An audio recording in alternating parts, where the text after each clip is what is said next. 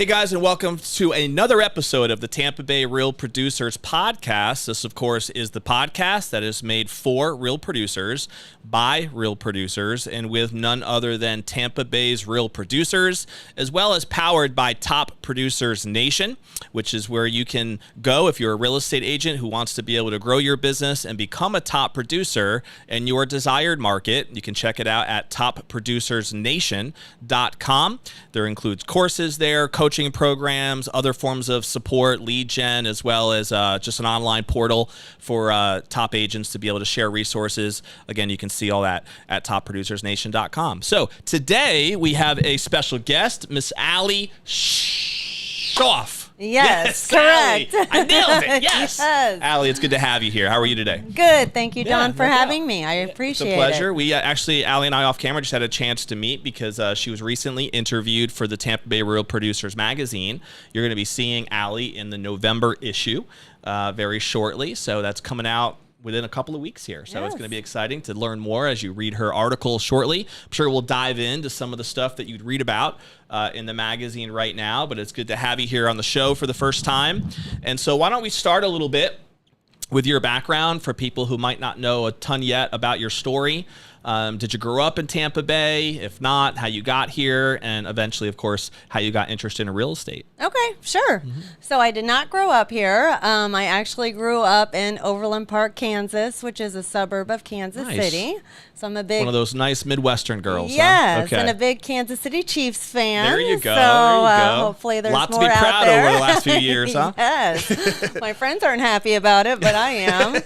So I went to college at Kansas State University, and I graduated with graphic design and painting degree. Okay. And I always had a dream of working for Hallmark Cards. Their headquarters is in Kansas City. So Hallmark cards, huh? Yes. Did you just read a lot of them, or just because their location was there, you were like, oh, that's just a perfect fit? Well, actually, when I was in college, I liked the fine arts. I did a lot of painting, like I said, and I mean, when you're living in Kansas City, you know a lot about the cards there and then the movies. But I just decided, like, when I got out, what woman doesn't love the Hallmark Channel? I mean, come on. I know, and Christmas Hallmark movies are right around the corner, They and are I'm coming up addicted soon. to them. Yes, I'm sure. They're I'm sure. cheesy, you know, everything that's going to happen, but I love those. So I'm ready for it. But I sent my portfolio into them, and I remember, this is going to date me a little bit, but back before you had cell phones, and I went to go visit my sister who was living in Denver, Colorado, and I came back, and on my, what are they, not voicemail, what were they called back then? Pagers? Beepers back then? Not beepers, like the phone messaging thing. The answering machines. The answering machine, Yeah, there you go. yeah. So it was Hallmark I'm old enough to cards. remember answering machine Like, days. that really dates me, but that's okay. Listen, if answering machine make us old, I'll accept it. No big deal. So it was them, and I got the interview, and that was my first job out of college, Nice. and I So loved you accomplished your dream right away. Yeah, it was wonderful. There were artists from all over the U.S., very creative staff there. You did a lot of collaborating with art directors and other artists, and it was just my dream job. And I had been there for, I think, over 20 years. So Nice. yeah, Wow, so it I wasn't can't just an complain. overnight thing. You were there for a while. No, yeah. Wow. It was wonderful. And so then how did real estate come into the equation? So when I grew up, my grandparents were always in Fort Myers. So in the summers and winters, we'd come visit them. Okay. And then when I went to Kansas State, my parents had moved to Fort Myers. They were like, okay, all the kids are gone, so we're out of here. And They were waiting for that day, huh? yeah, they were done with the snow and cold weather, so they moved out to Fort Myers. Okay. And then about 13 years ago, I had a chance to move into this area. And Was that with Hallmark? No, but they actually were going to keep me as a freelance designer for the cards. Okay. So I was ready to move and move to warmer weather. I didn't have children, so there was nothing really keeping me back in Kansas. And I moved here and moved into Safety Harbor. Okay. And I did freelance, and then over time I started kind of like feeling like I was missing out on something. And kind of to go back a little bit, 2 years out of college, I bought my first house. So it was like an exciting experience for me. I loved the whole thing. My realtor was just amazing to work with. And so I don't know. I kind of got drawn into that. It's funny because I hear that story a lot, but with the angle of my realtor was horrible. And so I felt like there had to be a better way for me to get into the business. And it's actually the driver for a lot of people I've interviewed to get into real estate is a bad experience with an agent. So it sounds like you had the opposite. Huh? Yeah. That's And cool. it was, and for a first time home buyer, you know, I feel like sometimes people are like, oh, you know, there's a lot of work into that because you have to advise them throughout the whole process. Sure. And so he was there, treated me like gold, and got my little, you know, house, and he wouldn't have treated anyone different from, you know, what price point they're at. So I really enjoyed that experience. And then move ahead when I came here and worked freelance for Hallmark, I kind of felt like I was missing out because I was always behind the computer, not really talking with people, and I'm a very social person. So I had bought a house then, and then over time bought another house, sold that, bought another one that was more of a flip. And I really, really got excited about that whole process. Nice. And that's when I thought, okay, I think I need to make a change. And you know, I had a So nice it's just career. something about the real estate bug that bit you, huh? Yeah. And actually, both transactions, the one in Kansas and the one here in Florida, the agents were awesome to work with. So they kind of, I feel like, motivated me in some way. And so what year was it that you got licensed? I think you said 2015. Is that right? Yes. Okay. So May it'll be 10 years. And now, were you already, did you step away from Hallmark at that time right away, or were you trying to balance both for a little while? I balance both because, as you know, it takes a while to get started in real estate, and I wanted to make sure I had money for food and house. So I kept freelance, but I would do it at night, and as long as I hit the deadlines, I was fine. And then during the day, I was out hustling and trying to get my real estate career. That's cool. That's moving. good to know that you had that security though too. So that gives you a little bit of that peace of mind, I would imagine. Yes. And then you're out all day trying to build your business, right? Right. And timing worked out great. In your heart, when you decided to go down that path of real estate, like, was your intent that you wanted to do it full time? And once you knew that you had that traction and that income coming in, you were planning on leaving Hallmark the whole time? Yeah, I think so. But at the beginning, you know, it is a little stressful, you know, because when I started, everyone knew me as the Hallmark designer. So they would always want to ask me questions about designing cards, and they never really saw me as Ali the realtor. So I was a little worried about that. But then as I started building my business, at that point, I did know once I felt comfortable and had enough money coming in, I was going to do it full time. So how did that evolution take place? Were you just working off of your network at first? Is that how you got your first couple of listings or homes if you were focused on the buyer side? What was that first year like for you in terms of getting some traction? So I didn't realize how hard it is to get into real estate, and especially being an individual agent. So I decided one day I was going to go to a Brian Buffini convention or mastermind. And that's basically what really got me changed into the way I was doing business. Because before I was kind of out there just telling people, I got into this. You didn't have a team or anything you were a part of, right? No. You were trying to figure it out on your own? Right, and it gets a little tricky. So I fell in love with his principles. I signed up for his coaching, and they really make you dive into working with your network and building it that way by referrals only. Because I knew I'm not really a salesy person. I'm not going to be calling random people on the phone and telling them, I'm here to list your house. So this was more natural for me, and so that's what helped me get moving. And then all of a sudden I started seeing over time, it works out this way. Yeah. Has that been your experience? Has the business just kind of grown every year, or has it been a little bit more volatile than that? It's grown every year. Nice. Yeah. So especially the last 2 years were my strongest. Last year I made the platinum with Remax. Yeah, So that congrats. was a big. Yeah, we didn't mention it earlier, but Ali is with Remax Action First. I think we said off camera that did over 35 or so transactions last year, over $13 million in volume, which I think represented your best year or pretty close to it. Yes. So to be in the top 500 agents in all of Tampa Bay out of 17,000, that's basically like an agent would have had to do around 12 million or more. So, I mean, you were right in that top 500 list, which is obviously how we got connected with you doing this feature that we are.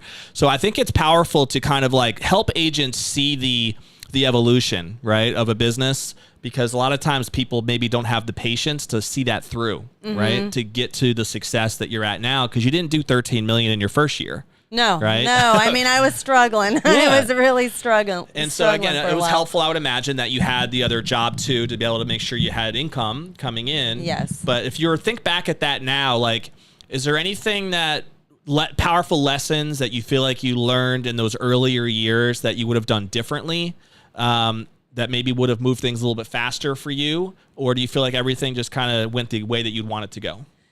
I think if I came in with a little more confidence, that would have helped a lot. I did read a lot of books throughout the time trying to build that up.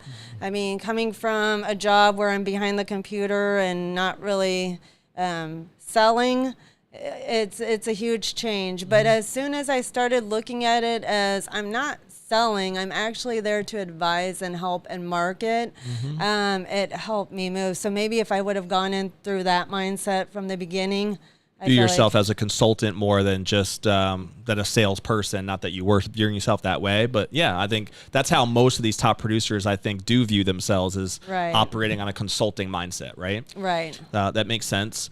And so has your business still to this day been basically 100% organic and referral gen? Has that kind of been the sole focus? Or have you, I know you mentioned earlier, you've had some traction with client appreciation parties. Is that correct?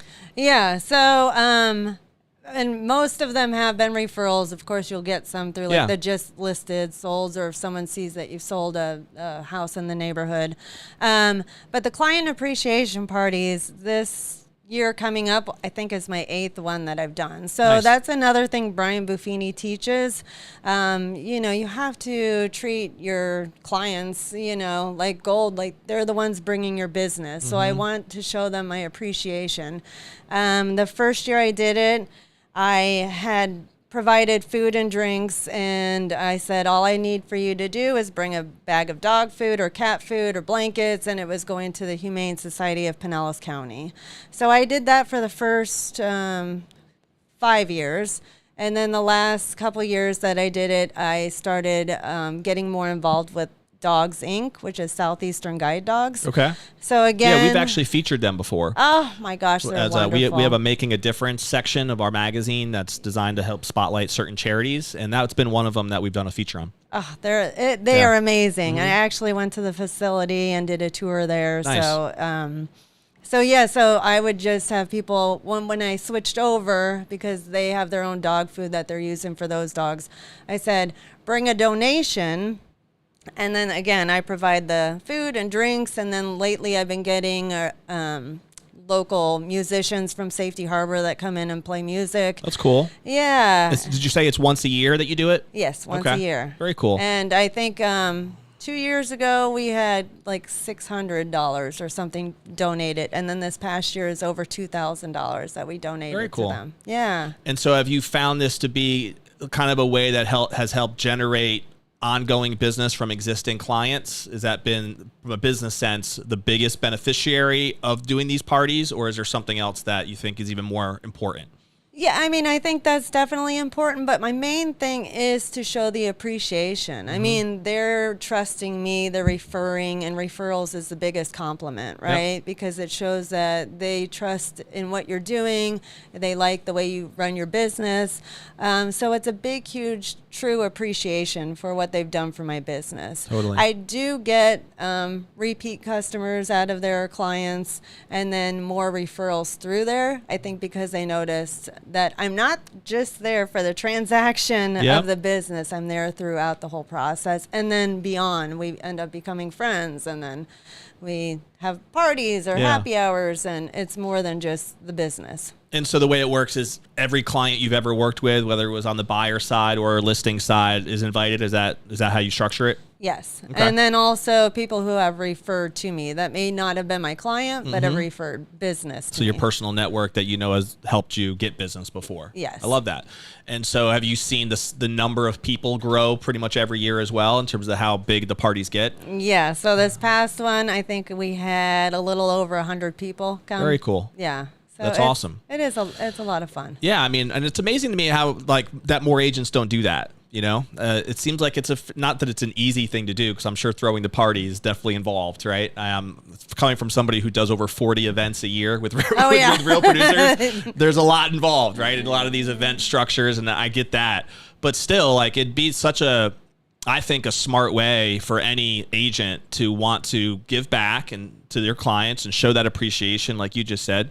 But it also is a smart business move, you know. I have to imagine it also has helped grow your brand and your business as a result. Yes, and people now start looking forward to it. The first year I did it, they're like, "Well, what's this for?" And I kind of had to explain, thank you for supporting me, and I appreciate your business. Yeah. And then now, as the years have gone on, they're like, "Oh, when's your party coming up?" And I've always been told, party your way to the top, which is like my kind of mindset, because I enjoy having a good time and bringing joy to other people. So that's kind of my mindset. Yeah, no, I think it makes a lot of sense, and it's a fun way to kind of operate the business.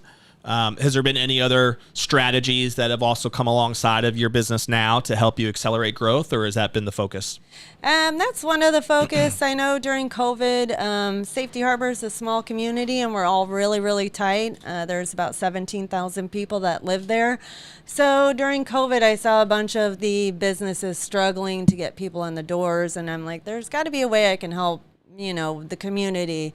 So I had started a little show on my Facebook. It was Safety Harbor on a Golf Charge. So it's a golf cart community, and basically I would drive to all the businesses and tell them, the places you can go on a golf charge, and talk about the businesses, interview the owners, and talk about any specials that they may be having. And so that was helpful. It got my name out more in the community, and I love that. Yeah, it was fun. Do you have like a YouTube channel or anything where those videos go to, or is it all on Facebook? It was on Facebook. Okay. Yeah. Very cool. Yeah.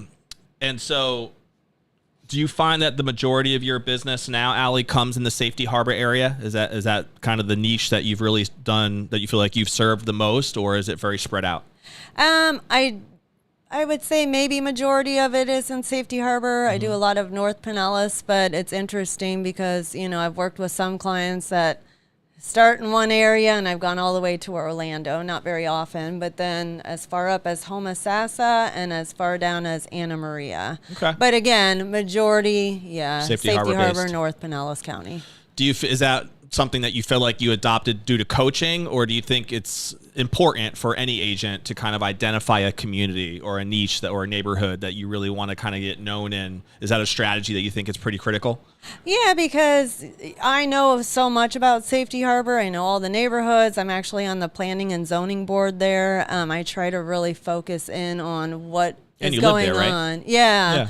And so it's important for realtors to have that knowledge, like extreme knowledge of the area to help your clients. So for me, I think it's an important part of zoning in on one area, but not to say you're not going to go to other areas or know other areas too, but it's helpful for your clients. Has this whole NAR settlement bonanza over the last year, has that had any impact at all on your business? No. Good. So I was a little concerned at first, but I feel like most of the sellers understand that if they want to, get some more buyers in, and the buyer's agents are working just as hard as the listing agents. So if you get a pre-approved buyer in and someone's solid, they don't have any problems. Sure. So it's all about communication, right? Yeah. And some of them were a little confused at the beginning, so you just have those conversations with them, and then they hear some crazy thing on the media, and they're like, "Oh, you don't even need real estate agents anymore." Right, and I'm like, "Oh, try that."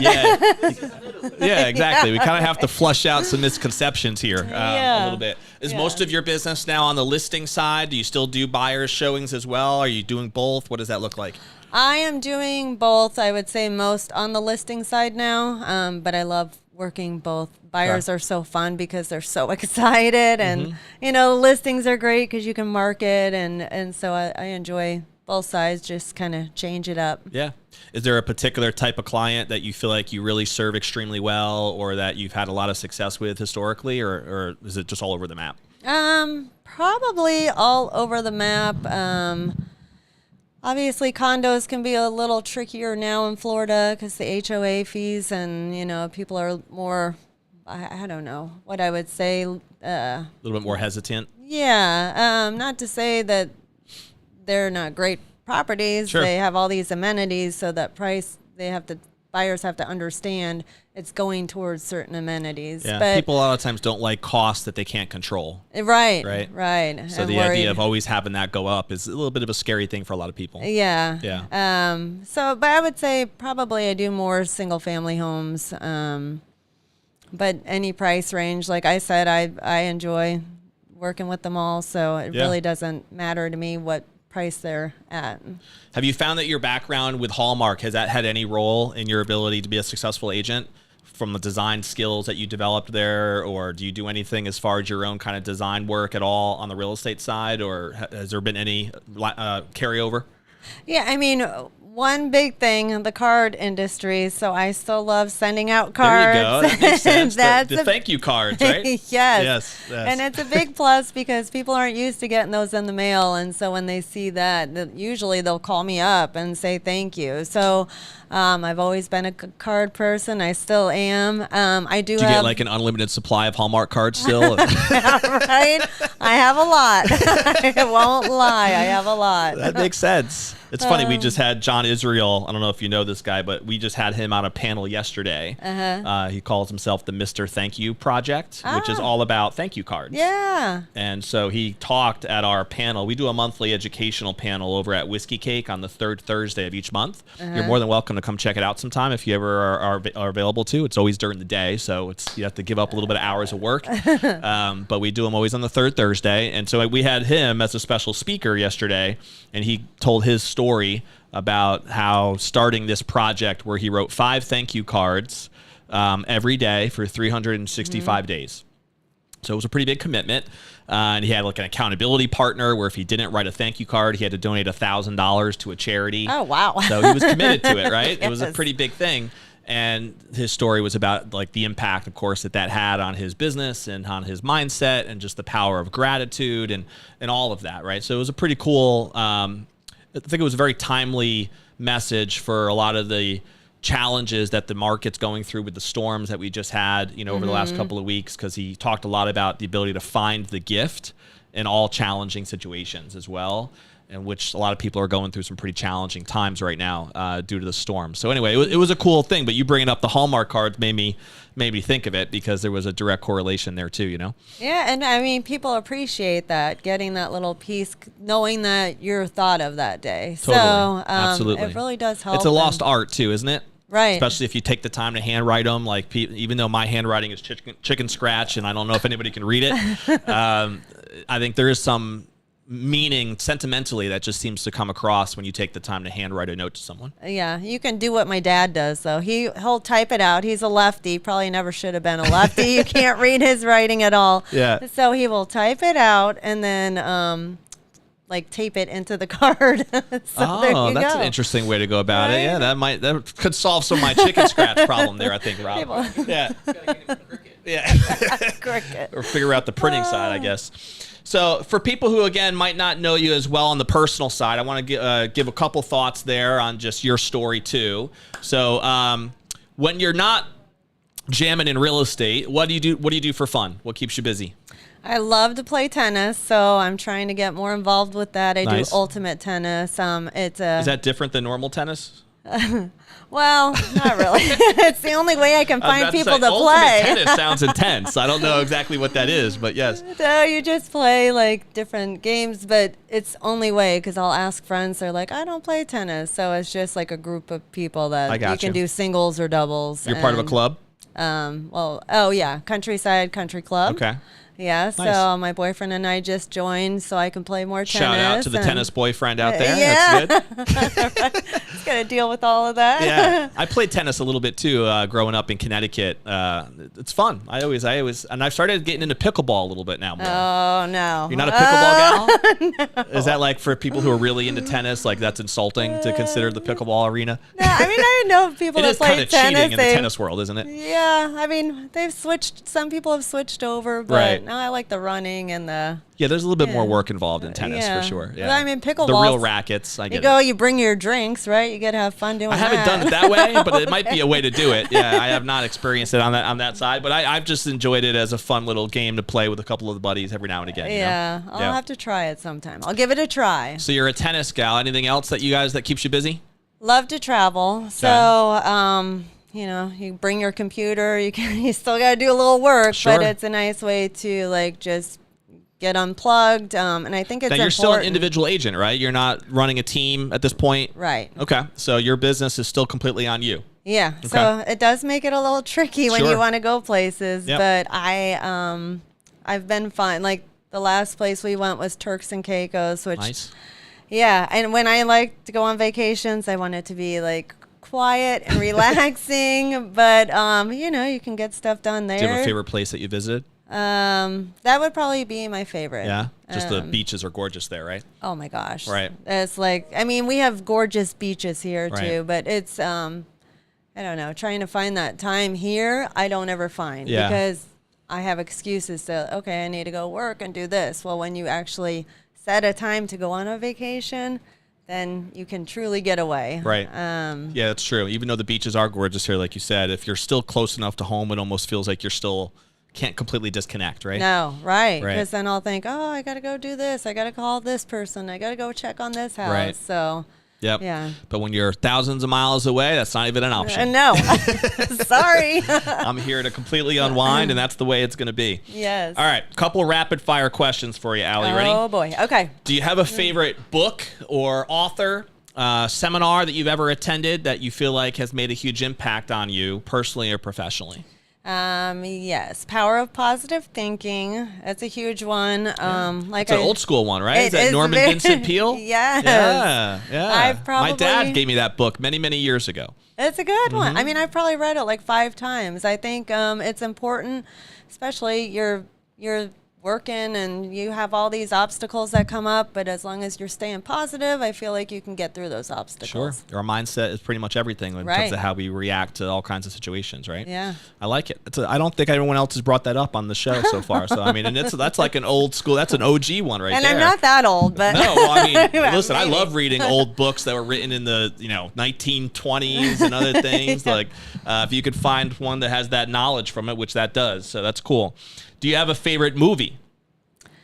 I'm not really a big movie person, so no. Nothing. All right, no I'm TV like show. trying to think of No what movie or comes- TV show that comes to Oh mind. gosh, I watch Dateline every night. That's like a guilty pleasure.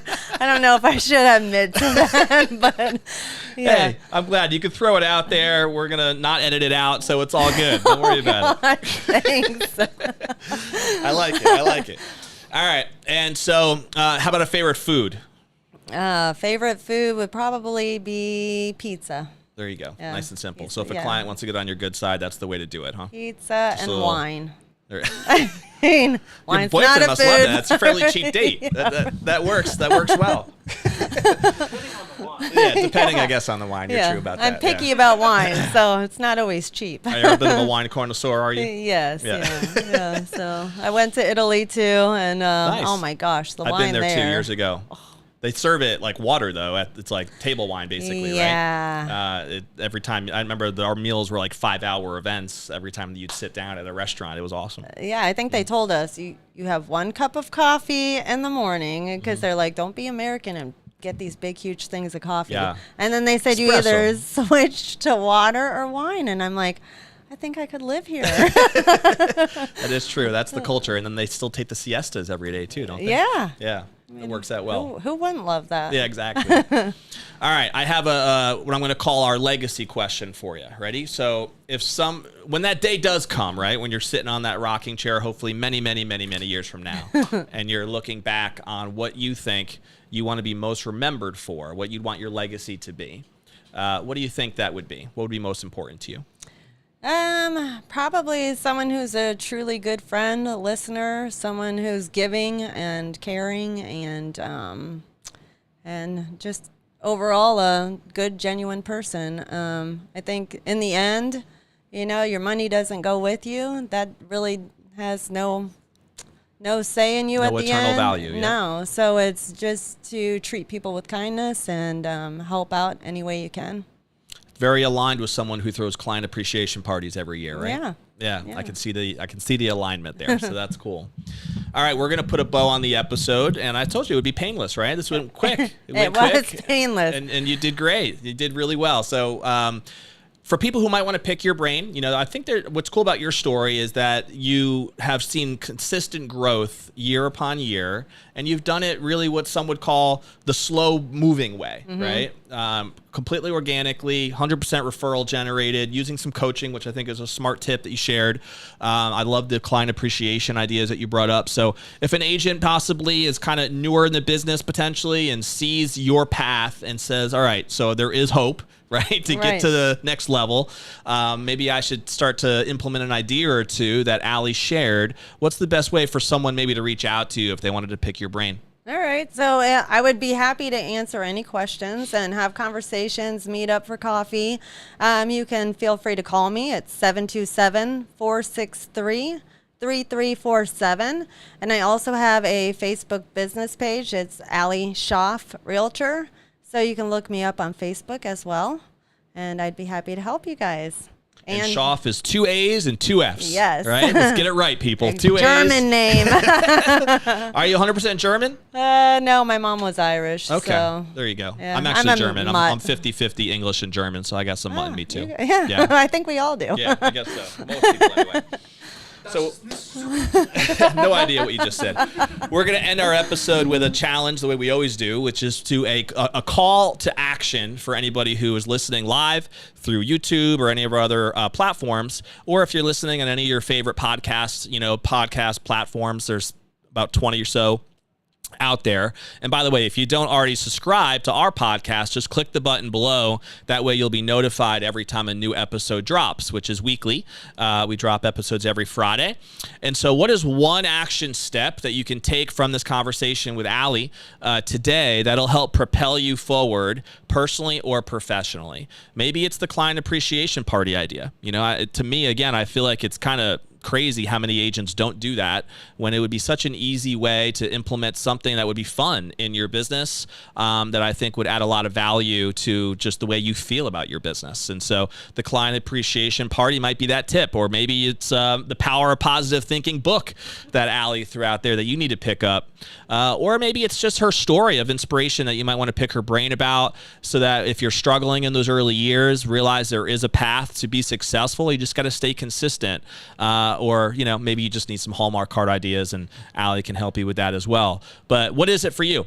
Pick one action step that's going to help you. That way, the time that you invested in listening to this show is going to make it worth it, which is really the goal of why we do these in the first place. We want to help you create action in your business and help you become a top producer in whatever market you desire to be. And you can learn more about that. Hey, real estate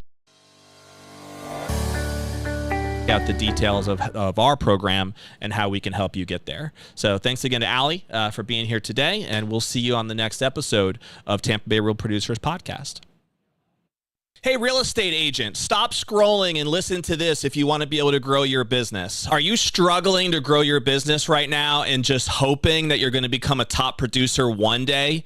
Well, let us help you become a top producer today and make this the day that you do something about it. We have a couple different programs to help you become a top producer in your specific market. And what we call them are the 3 C's with a 4th C as another option for you. Let me help you identify the 3 C's. Number 1 is what we call our community platform.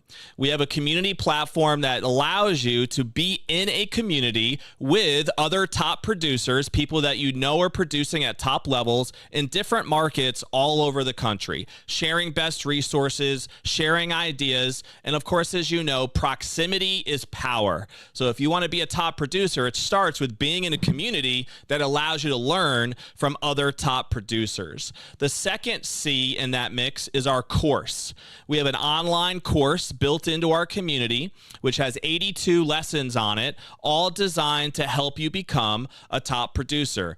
Different strategies on lead flow generation, from optimizing your Google My Business, your Google LSA campaigns, how to build out VSLs, funnels, ways to be able to differentiate yourself and help you identify what we would call your USP, which is your unique selling proposition.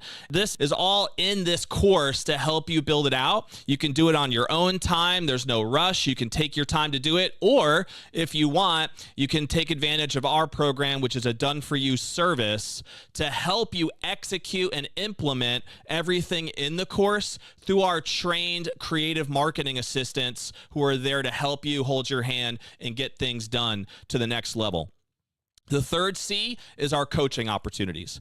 We have a weekly coaching call run by myself and other top producers in the nation, where I literally just moderate and interview and let these top producers teach their best practices, their secret sauce, so to speak. And you get to just ask them questions, Q&A. All different brokerages are represented. We're not pigeonholed to any one specific brokerage, so you're not just learning from one type of strategy, right? You get to hear from literally the best of the best in different brokerages all over the country, and we do those every single week as part of our coaching program. We also have the opportunity for individual coaching, one-on-one coaching opportunities where you can get assigned to somebody who is a top producer, be able to have weekly or bi-weekly one-on-one calls with those top producers to help you grow your business. And then the 4th C, which is an optional add-on for a lot of our packages, is basically the automated CRM.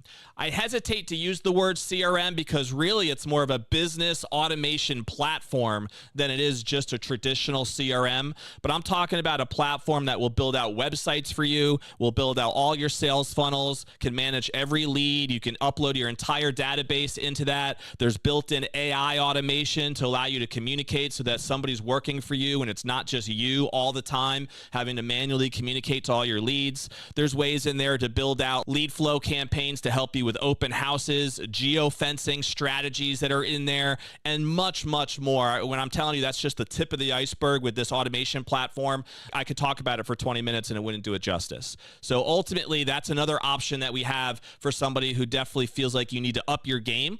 On the organizational side, on the software side, we have some of that to help you as well. So that's our program in a nutshell. Let's talk about it a little bit more. All you got to do is click the link below, and you can either book a call, a discovery call with me or someone on my team to be able to dive in a little deeper to your situation, figure out your vision, figure out your goals, more importantly, figure out where you are and where you want to be, and we can help you identify how we can help you get there in this discovery call. Or you could just join the community as well by clicking the link below and get access to a lot of the things that I just talked about by just clicking the link below and getting started. So don't hesitate. Don't wait for another ad. Don't keep scrolling. Click the link and let's get started. I can't wait to help you in your journey of becoming a top producer. We'll see you there.